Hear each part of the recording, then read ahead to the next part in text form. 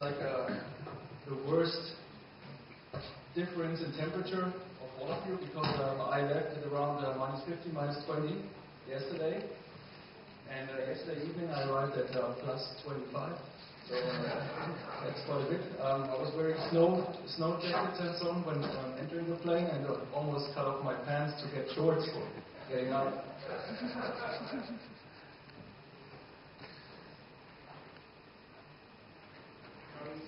Coming soon next year, we're going to have rip-away honey neck pants. If you've seen professional basketball players, one hand, boom. That means we'll have to do it somewhere warm.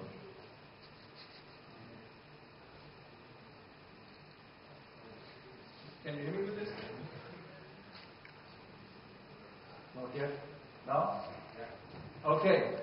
So I'm going to talk about monitoring malware behavior on all layers. That means on different rings. And I'll explain quickly what rings are when we come to that point. I also have a slide about myself. I have a PhD. I'm also a director for our emerging technology and innovations team, but that's all the boring stuff. And I think I have much more interesting stuff to talk about, which is on the next slides. So, first of all, the big question is, what is actually malware? And I think everybody in this room has an idea about what malware is from their point of view. But actually it's worth asking that question, not just philosophical, but actually for finding out what you mean when you talk about it. So I found this definition from Wikipedia, and I really liked it. Basically I've highlighted the words that I think are most important here. Created to disrupt, gather sensitive information, or gain access to computer systems. So if you look at all this, this is basically defining the behavior of a program. A program is created to disrupt, which is a behavior, to gather sensitive information, which is a behavior, and to gain access, which is also a behavior. So you can actually define malware by the behavior. If you have a program that does nothing, I guess everybody would agree that this is not malicious, as long as it keeps doing nothing. Just because it's not doing anything at the moment does not mean it will not do anything in the future, so be careful about this definition. If you really have a program that's not doing anything at all, never, this is not malware. So what is malware? And here I've put down a few things that people consider as malicious behavior. So for example, if something in the background is secretly looking at how many web pages you're using, or it takes your mobile phone's IMSI number, like unique identifier, and sends it off to a cloud provider. Or it collects your phone number and sends this off, or even your contacts. Maybe it clicks on ads on your behalf, sends spam, participates in DDoS attacks. And you can see, as we go down further in the list, the more of you will probably say, yeah, this is malware.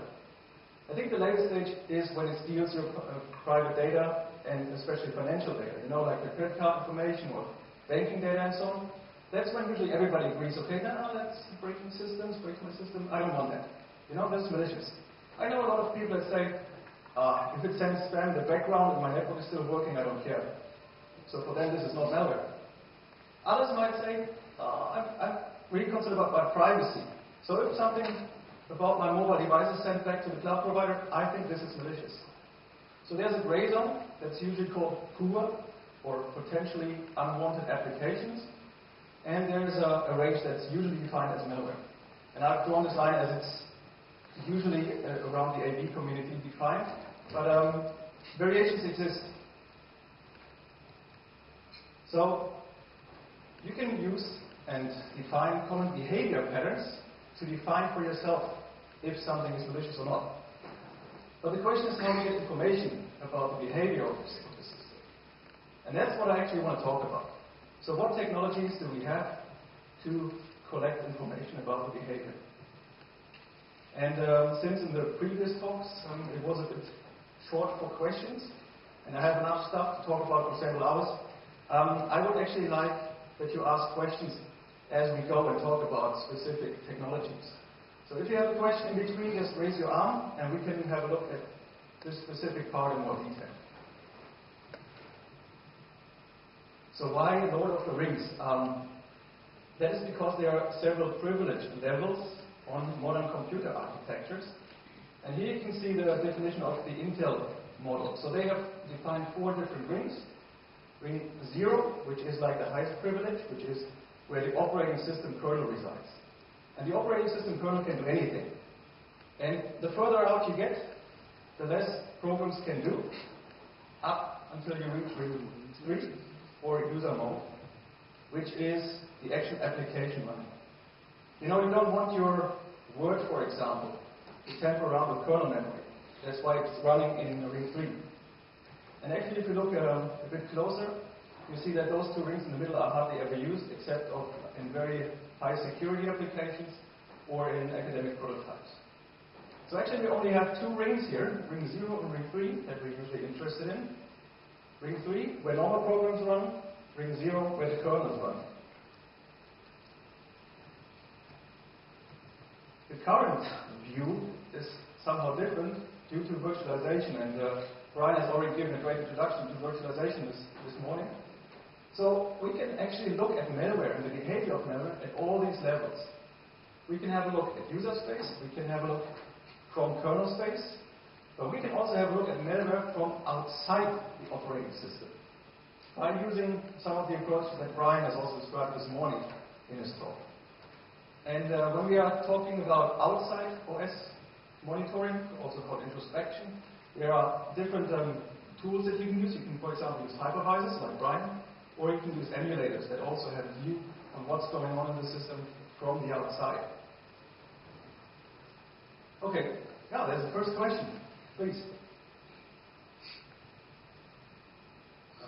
I remember about hearing proof of concept code which would put the operating system into a virtual machine. But I don't remember the details. I was just curious, did you ever come across a piece of malware which would do that? Yeah, that's research work from Joanna Rukowska. That's previous back. I can't remember which year it was. Yeah, but she has done that.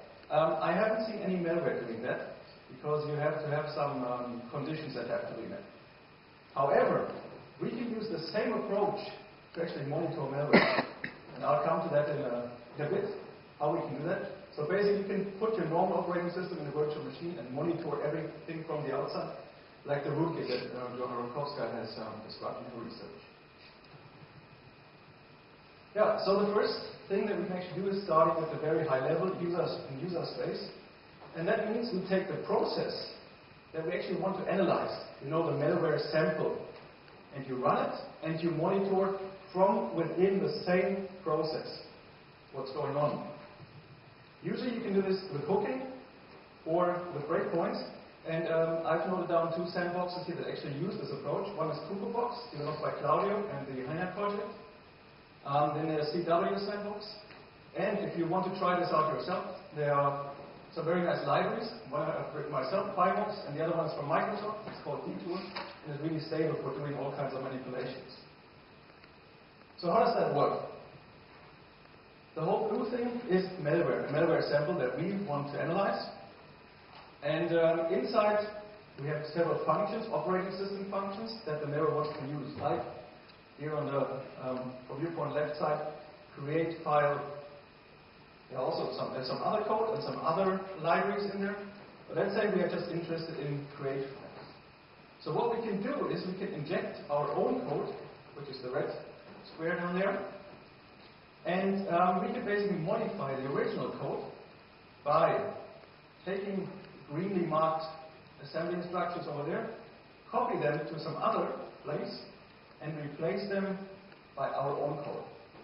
And we tell our own code, whenever this function is called from the malware, whenever the malware wants to create a file, in reality, don't start creating the file right away, but first jump to a logging function that is writing this to a special location, like the log file or so, and only then execute what we have saved, and then continue with the rest. And actually, that's the same technique that most banking trojans are using. They are also modifying Internet Explorer or Firefox or Chrome in that case. Another possibility is also modifying the original process to not tamper around with the logic, but just replace one instruction with a so-called breakpoint. It's a special, actually, byte that you set on this location. And whenever this is executed now, an exception will rise to the operating system, and the operating system will have a look, is there a debugger for the process? And if it is, the debugger can take the logging and then continue the execution. So that's another possibility. Okay, so the big advantage of this, and what you also see in Cookiebox, for example, is that you can really closely monitor what's going on. Very many pieces of information. If you look at the log output from Cookiebox, it's immensely long. You get lots of details. The problem with this approach is because you're tampering around in the malware, it can be detected by the malware itself using simple techniques like checksumming its own code. It can search for those modifications because they are usually not that hard to find, like for example breakpoints and so on. When you're using the debugger approach, there are more than 50 different ways to detect debuggers, and some will detect it, so it's not always that reliable. And if malware is like really paranoid, sometimes it uses different APIs, because there's a list of several 10,000 of APIs in the Windows API. So one step to get more robust is to actually go into Kernel-space. So the idea here is to monitor everything a malware sample is doing when it interacts with the kernel. And in order to do anything at all, malware usually has to interact with the kernel. Like for example, if you want to access a file, if you want to access the registry, if you want to send something over the network, malware cannot just do that, but it always has to ask the operating system, can you do this for me? Using a specific function call and certain parameters. So by just monitoring those interfaces to the operating system, it is possible to see all those actions. And actually those are the things that we're usually interested in. Is the malware trying to get our device name? Is the malware creating files? Is it creating auto-run registry entries?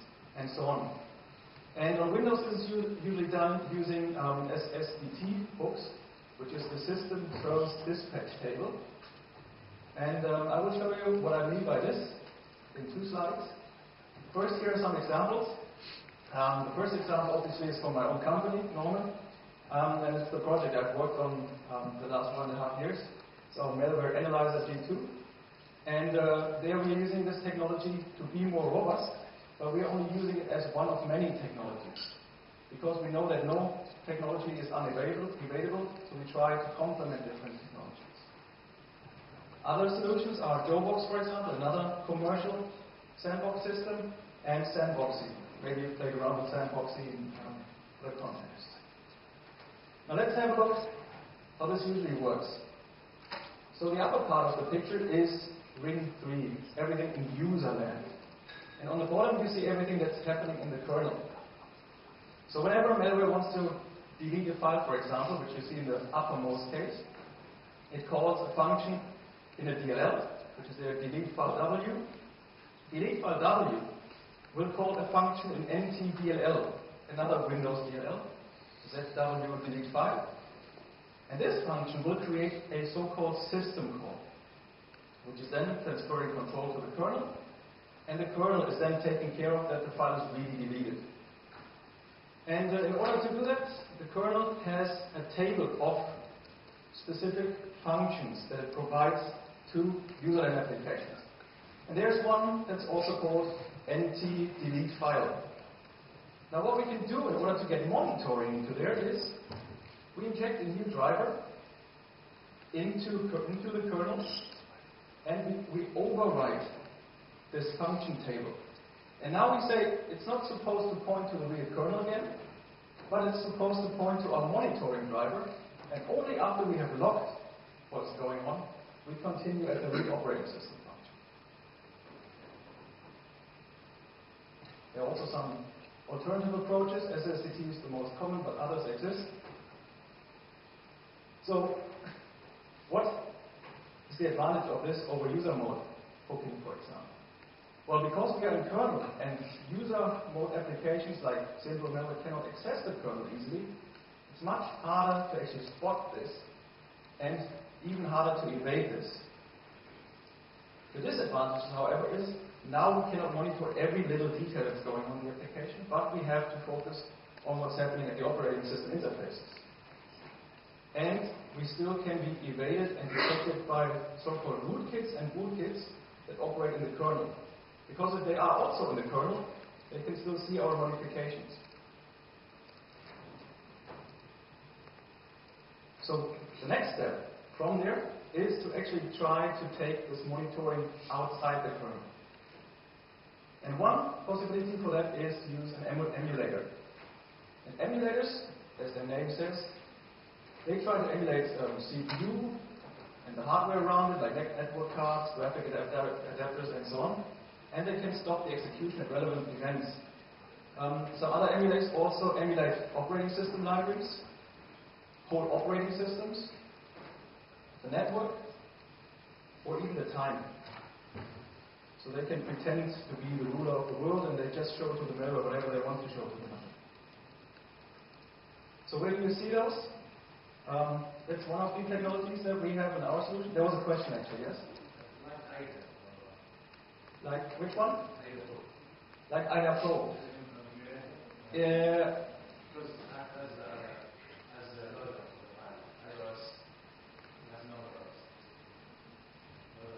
Yes, in principle you're right, IDA Pro. The question was, is this like what IDA Pro is doing? Originally IDA Pro is a static analysis tool, but there's also a debugger implemented in IDA Pro. And this debugger, or one of the debugging possibilities, is based on Box, which is mentioned down here. And yes, this is using emulation, an emulated Windows operating system. Another question? No? Okay. So in our analyzer Q2, I said we are trying to use complementing technologies to be less evadable in total. And so we are also using emulation there. And actually our emulator has is more than 10 years old now and has constantly been evolved. So we have done a lot of work there. If you want to have a look at an open source emulator, have a look at libemu, which was also developed inside the INET project and is very good for emulating shellcode execution. And if you look around the academic world, there are also several box-based prototypes for introspection like this. The concept of emulation is actually pretty simple. First of all, you got to reset and set up your environment. Then you have a look at what is the first instruction the malware wants to execute. You get it. You look up in your list of different opcodes or assembly instructions what the malware wants to do here. You run a handler, update the system state, have a look if there's a registered hook. For example, if this instruction is a call to a create file function, then you obviously want to run all the hooks that are based on this file creation. And afterwards you update the instruction pointer, like where is it pointing in memory, and begin at the second step again. So step by step by step by step, you slowly go forward and execute each instruction. What's really nice about this is you see everything that is going on, really everything. Each instruction, each API call, you see everything in user mode and in kernel mode, and very often you even see the bytes transferred over the network in very detail. So you can basically decide what you want to monitor and how you want to monitor it and what to use the information. And you can create your own reality. For example, here's a trick from our emulator. You know, there's some malware out there that says, I wait for, let's say, 2 months before I do anything. Because I'm an APT, I first want to infect all the machines that I want to have a closer look at. And only after 2 months I do stuff. And we don't care, because we can just say, okay, now 2 months are over, if nothing else is to be done. So, very easy to change reality. It's also invisible for bootkits, which we still have problems with when it comes to kernel monitoring. But the big con argument is it's very hard to really emulate reality. What's that number? 10? 5? It's very complicated to emulate reality. And the malware authors know that. So by checking if your system behaves like a real system, they can easily find out if you're an emulator or not. So I have told you that we have more than 10 years that we have evolved our emulator. In that time, we have implemented 27,000 Windows API functions. 27,000. So there was quite a bit of engineering work. However, we have still detected sometimes by malware calling one of the calls that we have not implemented yet. So it's a constant cat and mouse game that we are playing here. And in the end, we are not able to win because we cannot fully emulate reality. So another approach is to use virtual machines. And the original virtual machines were not what you now know as hardware virtualization, but more what you know as binary translation. Or maybe you haven't heard the name before, but that's what virtual machines did in the beginning. And it works like this. If you have a code block, like the colored one up in the right corner, and you want to execute it in a virtual environment, what you do is you take it apart into its several components, and for each component you have a look if this would do something different in your emulated environment. So for this instruction, for example, we can just run it, and it wouldn't do anything. The same with this one, same with this one. The next one is accessing a fixed memory location. And if it accesses a fixed memory location, and this doesn't map to the virtual environment that we are trying to create, we have to put it into a wrapper. Like, for example, say, this is the address, get this address, and then continue with the original flow. So basically, you're taking a function or a small block of code apart, and you put it together in a recompiled form. Actually, if you're used to the concept of just-in-time compilers, they are pretty much doing the same thing. Okay, here are some examples that are using this technology. Anubis, I think, is the most famous one. Piotr was also talking about open source sandboxes. So Anubis is one that you can use publicly, and is also sharing samples with us. So please submit all your files to them. And there are also some research prototypes based on QEMU mainly, because they're having a good binary translation engine. Now, how can we do monitoring with this? So during the process of translation, we can have a look if we find something that looks interesting to us. So in this case, for example, there's a call to the function internet open A, which is creating a Windows internal internet connection. And maybe we're interested in monitoring this. And then we can, when it is translated to the real code, then we can say, okay, if we reach this piece of code, and the original process name is, for example, malware.exe or whatever, then before calling the original function, we want to call a logging function. And then can log what is happening.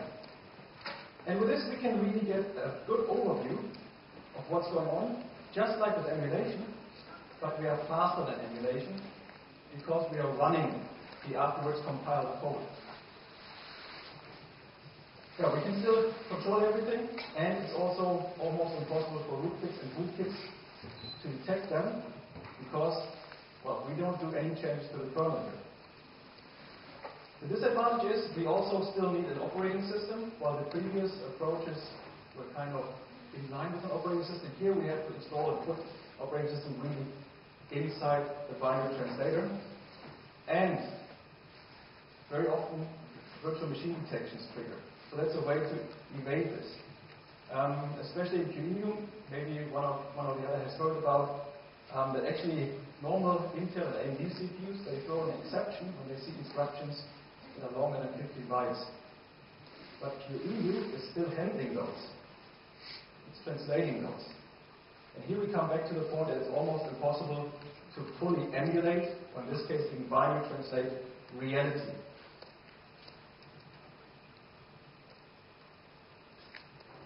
So this brings us to another concept that's a bit harder to detect, and that is hardware virtualization.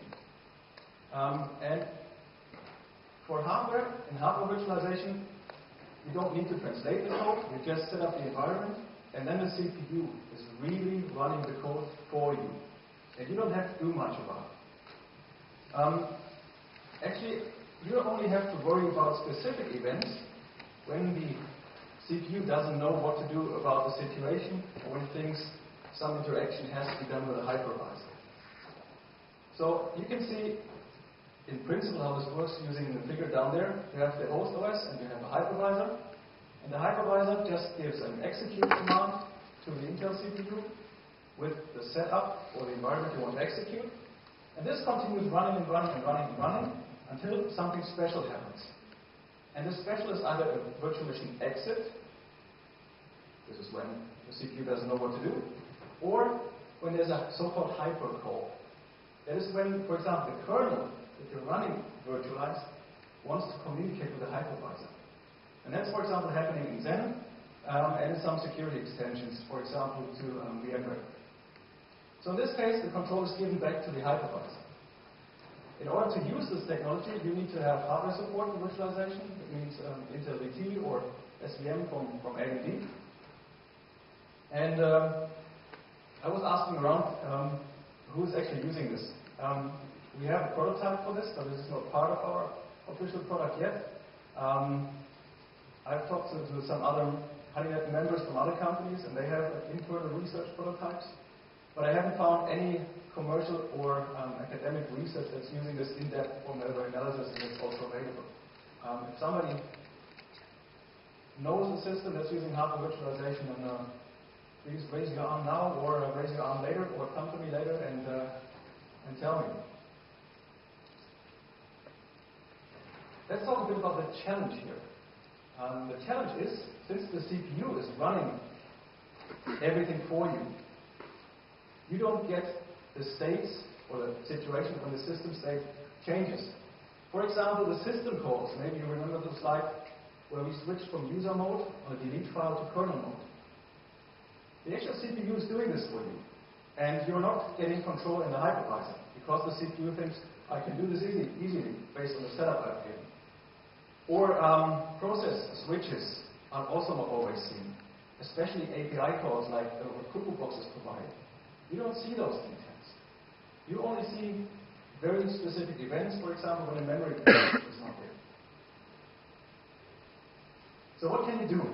And there are actually two different possibilities of what you can do. One is you modify stuff inside the virtual machine. For example, you perform system hooking, like we've seen on the kernel side, and then create hypercalls to the hypervisor.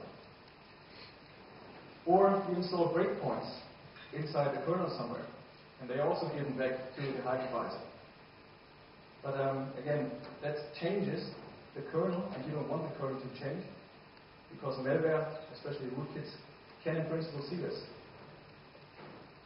Another possibility is to actually make the CPU cause exceptions on those events. By, for example, saying, this memory page doesn't exist anymore, officially for the operating system, and I want to be notified. Maybe I'll just show you the example I have. That's the same picture as before. We have our malware running in user space, and it's calling delete file, which is then calling something in kernel. Just put it into the virtual environment now. So what we can do from the outside is we can tell the operating system by telling the CPU, this table doesn't exist anymore. We just blend out this memory page. And now when somebody is trying to access this memory page, for example by calling delete file, there will be a very special VMExit event that will notify the hypervisor, this page is not here, you have to do something or help me to figure out if I should do something. So this way you can still monitor specific events by clicking around with the hardware settings. The requirement for all this is introspection. I'm not going into detail about that, but maybe here's another example how you can identify that the process is not active anymore and the process has been switched. There's a special register called CR3 in Intel CPUs, and this register basically points to the memory mapping for each process. Maybe you've heard about that in Windows, and also on Linux, processes are separated from each other. They are not allowed to access each other's memory. And this is achieved by putting different memory maps in this register. And whenever this register changes, you can make sure that the hypervisor gets notified. And so this way we can actually find out about context switches. When you want to find out where specific DLLs are, then you are really into trouble, because the CPU does not know about the console of DLLs. So there you need to trick around and find all kinds of memory references from registers to the information that you actually want to find out. And I'm not going to spend too much time on it. I just want to show you that actually there's some more stuff involved if you're outside the operating system than when you're running a hook, for example, inside the same process. So in order to get all DLLs loaded by a process inside a virtual environment in Windows, you need to access the FS register, and at offset 0 you find the kPCR, which has a member called PRCB, which has a member called current thread, which has a member called thread environment log, which has a member called process environment log, which points to the PUD loader data, which points to a double linked list, or init order linked list, which then has information about the DLL. And this has to be changed for each operating system that you want to run. Okay, so going back to the higher level picture, hardware virtualization, it's faster than emulation, also binary translation, and it's impossible to differentiate this from normal virtual machines. So malware may detect that it's running in a virtual machine or virtual environment, but it cannot say if it's running in a normal or in a monitored virtual environment. The tricky part here really is you have the least insight into the system state compared to, for example, user mode hooking, SSD key hooking, and so on. And you need to do some tricks to get more information out of there. The tricks themselves can have a negative impact on performance, for example. Okay, so now we have started at ring 3, went down to ring -1. How much time do you have left? 5 minutes. Because this was just the tip of the iceberg. So we've talked about user space, kernel space, and outside operating system monitoring, but you can do even more. There's something you can call ring -2, more as a buzzword. You can monitor stuff from outside the normal RAM, like in firmware by patching the BIOS and so on, and have actually actual introspection outside the real memory. Or you can even put the introspection outside the CPU. I've mentioned one technology here, Intel's AMD. Brian had some more technologies that he mentioned during lunch. Basically what you do there, you have outside management possibilities for the CPU in modern hardware. So for Intel, this is the active management technology extension. So what you can do there is you can basically stop the CPU, investigate the whole memory, change CPU state from the outside, and then let it continue running. So that's another possibility. But fortunately, I don't want to talk about all of this today. If you're interested, we can have a chat later. Now there's actually time for 1 or 2 questions. Jeff was right on his time, as he mentioned.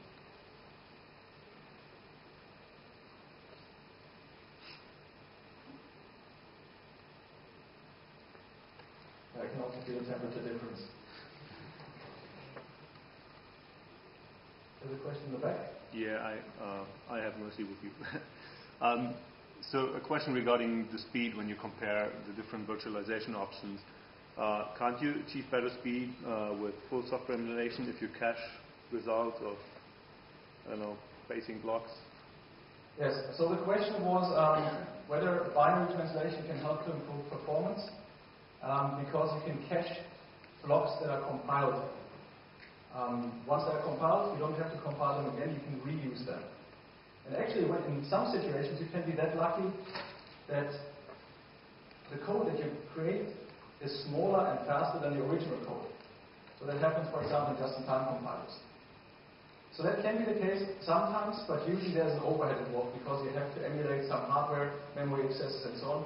So usually the code gets a bit larger, and and also slower. So it depends on the code you want to execute? It depends on the code you want to execute?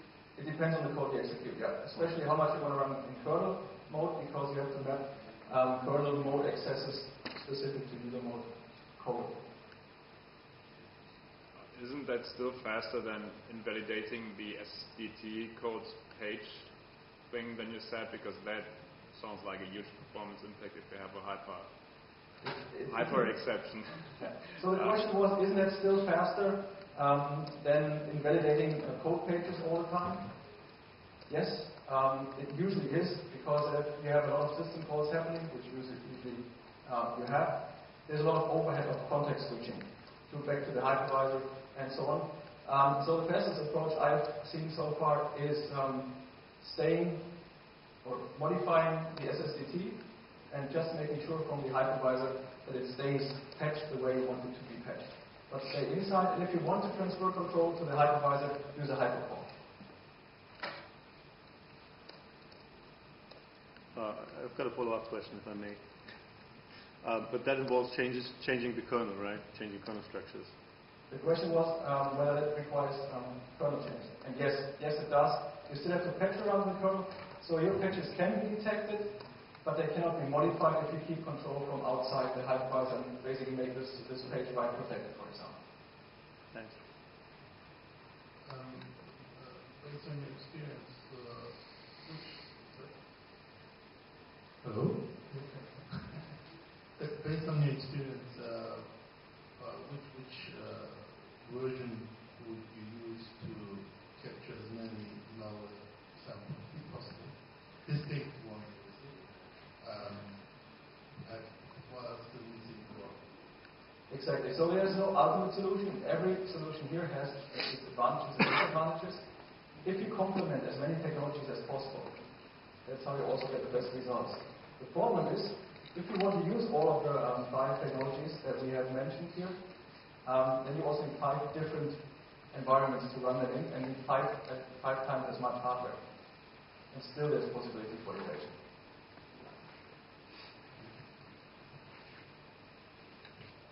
I'm going to cheat and ask the last question. Are you coming across any malware that's using SMM?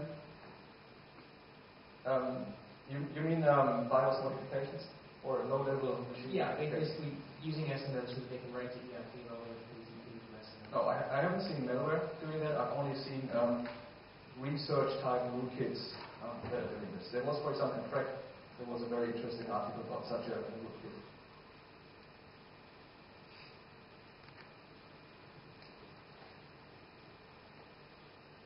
I'm afraid we're out of time for this last presentation, but thank you very much, Felix.